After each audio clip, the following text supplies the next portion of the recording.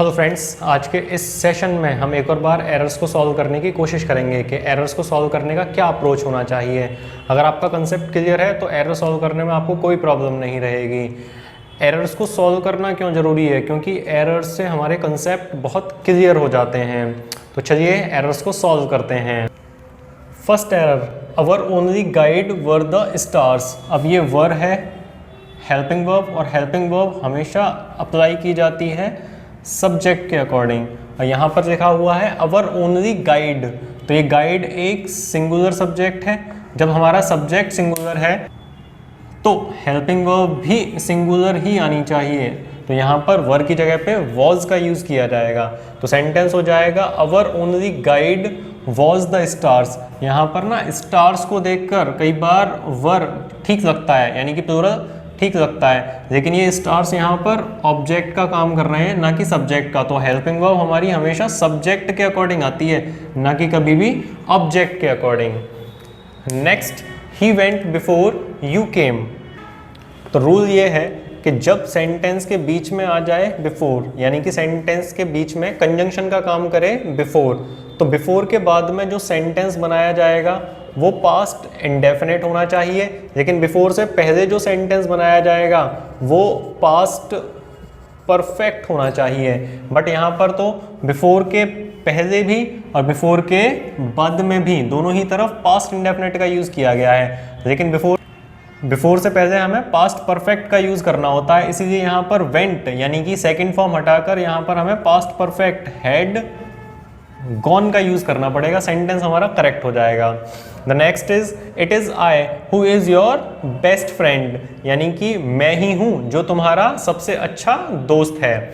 इस एरर का रूल ये है कि जब भी सेंटेंस में हु का यूज़ किया जाए और हु को एक कंजंक्शन बनाया जाए, यानी कि सेंटेंस के दो पार्ट्स को जोड़ने का काम करे, तो हु से पहले कोई सब्जेक्ट होगा और हु के बाद में या तो कोई हेल्पिंग वर्ब आएगी या फिर कोई मेन वर्ब आएगी। तो आपको ध्यान ये रखना है कि हु से पहले जो सब्जेक्ट आ रहा है उसी के अकॉर्डिंग हेल्पिंग वर्ब अप्लाई करनी है। अब यहाँ पर हु से पहले सब्जेक्ट है हमारा आई, और हु के बाद में जो हेल्पिंग वर्ब है वो है इज़। तो आई के साथ में इस तो कंपेटेबल है ही नहीं, तो इसीलिए यहाँ पर इज़ ना आके आई के साथ एम का यूज़ किया जाएगा। तो सेंटेंस होगा it is I who am your best friend. Next, if I knew this before I would have surely told you. ये एक कंडीशनल सेंटेंस है। तो कंडीशनल सेंटेंस के अगर एक हिस्से में would have और verb थर्ड का यूज़ किया गया है तो सेंटेंस का जो पहला हिस्सा है वो भी परफेक्ट में ही बनाना पड़ेगा। अब यहाँ तो परफेक्ट है ही नहीं, यहाँ पे तो सिर्फ पास्ट इंडेफिनिट बनाया गया है।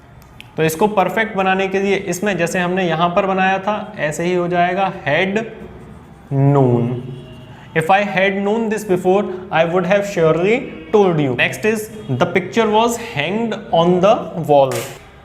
Hang एक वर्ब है जिसके दो मीनिंग होते हैं। फर्स्ट है लटकाना और दूसरा है फांसी देना। एक ही वर्ब के दो मीनिंग हैं। सेंटेंस में लिखा हुआ है the picture was hanged. Hanged मतलब कि पिक्चर को फांसी दे दी गई, ये तो गलत सेंस है। पिक्चर को तो दीवार पर लटकाया गया, तो लटकाने के सेंस में अगर सेकंड फॉर्म है तो वहां पर हंग का यूज किया जाएगा, ना कि हैंग्ड का। तो सेंटेंस बन जाएगा the picture was hung on the wall. अगर हैंग्ड लगा दिया आपने तो इसका मतलब हो जाएगा कि किसी को फांसी दी गई, जो कि गलत हो जाएगा। Next, I saw him a couple of times since May. अगर सेंटेंस में सिंस या फॉर का यूज़ किया गया है और सिंस या फॉर के बाद में टाइम का यूज़ किया गया है, यहाँ पर सिंस है और सिंस के बाद में ये कोई पॉइंट ऑफ टाइम यानी कि कोई टाइम दे रखा है, यानी कि मई से। तो ऐसी कंडीशन में सिंस से या फिर फॉर से पहले वाला जो सेंटेंस होता है वो हमेशा या तो बनाया जाएगा परफेक्ट में या फिर बनाया जाएगा परफेक्ट कॉन्टिन्यूअस में। तो रूल यही कहता है कि सिंस से पहले या तो होना चाहिए परफेक्ट या फिर होना चाहिए परफेक्ट कॉन्टिन्यूअस, लेकिन यहाँ पर तो सेंटेंस पास्ट इंडेफिनिट में बना रखा है, तो इसीलिए इस सेंटेंस को परफेक्ट में चेंज करना पड़ेगा। तो ये सेंटेंस हो जाएगा आई हैव सीन हिम, और इस वर्ब सेकंड को हटा देंगे क्योंकि वर्ब सेकंड का यूज पास्ट इंडेफिनिट में किया जाता है, ना कि परफेक्ट में। परफेक्ट में हैज हैव हैड के साथ वर्ब की थर्ड फॉर्म का यूज किया जाता है। Next, He walked till the end of the road. ये है till का मतलब होता है तक, लेकिन till के बाद में हमेशा यूज किया जाता है टाइम का, जैसे कि 5 बजे तक, 4 बजे तक, तो टिल 4 o'clock या फिर टिल मॉर्निंग। लेकिन यहाँ पर एंड ऑफ द रोड यहाँ पर बताया गया है किसी प्लेस के बारे में।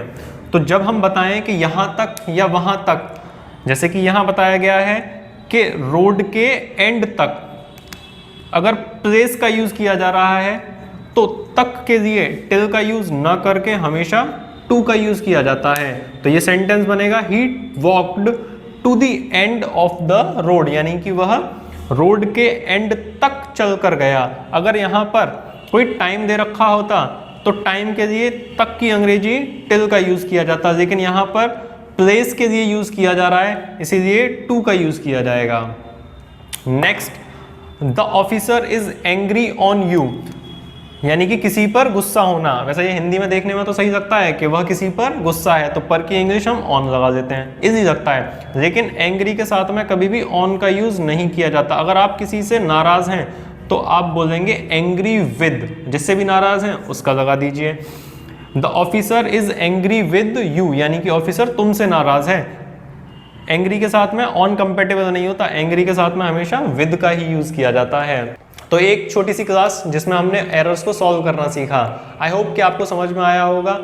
बेसिक सीखते रहिए और खुद को आगे बढ़ाते रहिए। Thank you so much.